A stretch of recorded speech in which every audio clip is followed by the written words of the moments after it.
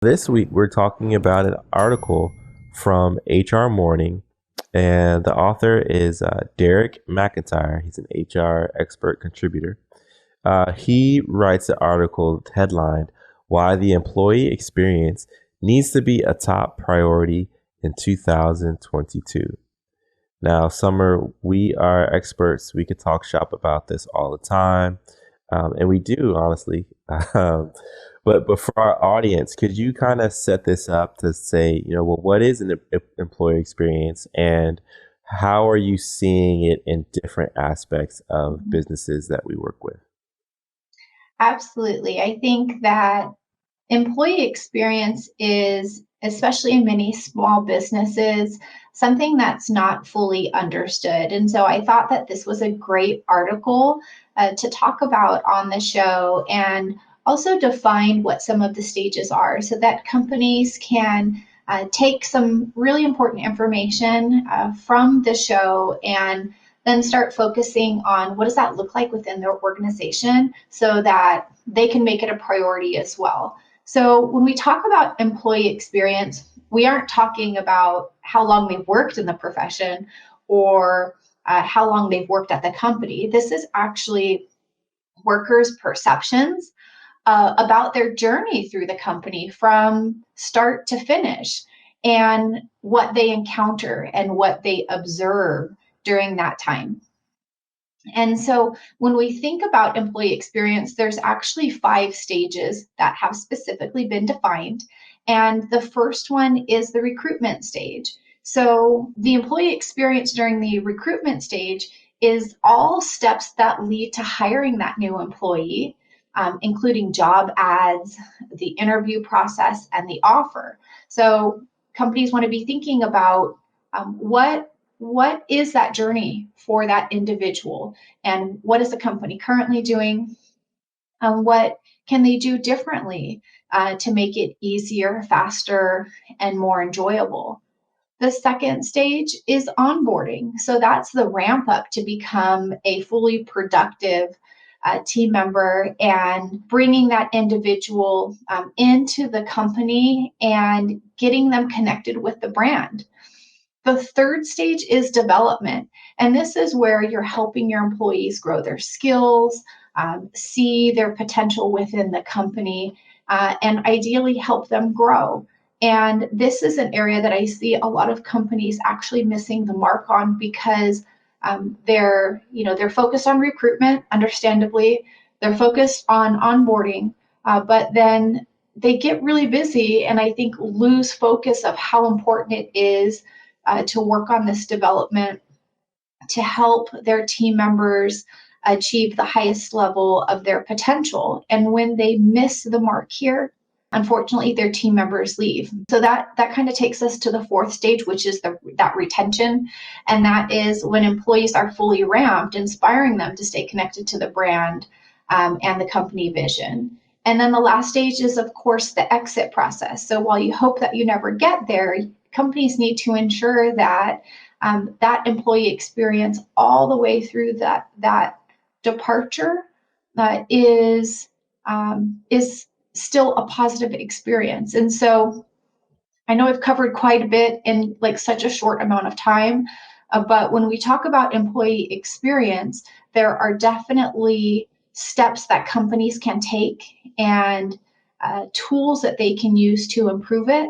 So I'd love to hear your thoughts on that, Joey, about like why is it a priority and what are companies doing and can they be doing to improve in these areas? Thanks, Summer. And you just gave a masterclass on employee experience 101. So if you're listening to this and this is new to you, circulate this episode with your team so that you're able to have conversations about, where are we killing it, and where might we need to improve upon the areas that employee experience shows up in our organization. And it's incredibly important. I want to paint the picture for you of, let's say you walk into a restaurant or a coffee shop. I like coffee, so we're going to run with coffee. Let's say you walk into a coffee shop and they've got a really great advertisement online. Maybe you came in with a coupon and you said, hey, I want to try this place out for the very first time. But you go in, and the first thing you notice is that it smells awful, right?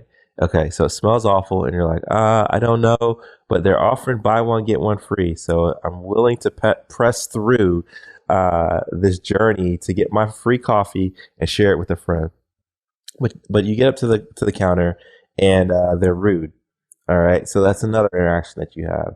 And then you get to the checkout and you're ready to use your coupon, and the person at the checkout says, I'm sorry, this coupon isn't valid. You can't use it. That is what we would call a terrible customer experience.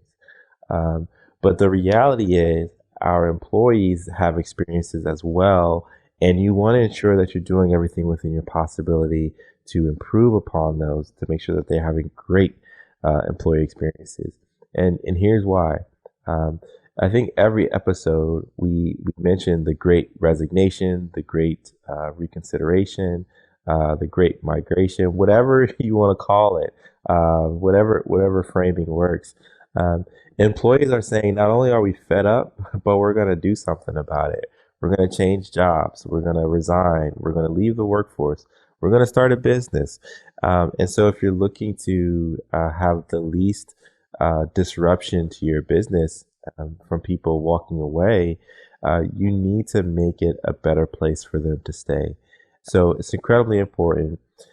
Summer touched on all of the areas where employee experience matters, but just reflecting on my experience in working in organizations, I can pretty much tell from the proposal meeting or the sales conversation that I'm having with customers whether they have a great employee experience or not. And our mantra around here is we work with winners. So uh, even your vendors, even your partners, even your customers are going to get a sense for the employee experience in your organization, and they're probably making decisions around it. I can think about when COVID was first a thing. Obviously, everyone shut down, but then measures were put in place so that we can try to jumpstart life and get it back to normal. And one of the things that I felt really good about was driving through the Chick-fil-A drive-through and seeing that the employees had like big jugs of hand sanitizer. They were socially distanced. They were spread out. If they were in the elements, they had jackets, they had heaters. So I could tell, and I felt good spending my money there because I knew that if they care about their employees, they're going to care about us, the customer. And so we spent a lot of money there. I got two kids; they love French fries and they love chicken nuggets. So that's where a lot of our money goes. But that is just one example of the importance of employee experience and how others are viewing your employee experience as well.